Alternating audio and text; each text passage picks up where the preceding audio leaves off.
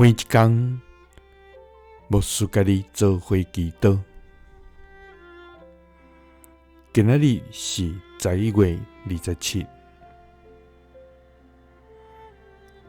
诗篇89篇8安尼讲：万军的上帝耶和华，搭落一个大权能的，亲像你耶和华。你的信息伫你的四围，三甲来祈祷。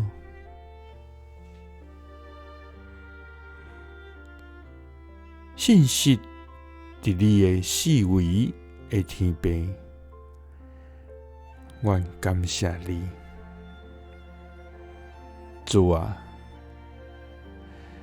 你是用智慧创造天，铺地伫水的顶面的，互地出土产，互万物成长的创造上帝。主啊！你原照你的话，互你的慈爱，就是你的救恩，临到阮。因为阮倚靠你的话，你的话将阮救活。主啊！阮伫患难中，因为你的话来得到安慰。主啊！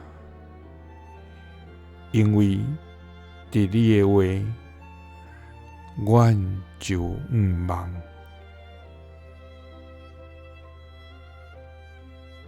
主啊！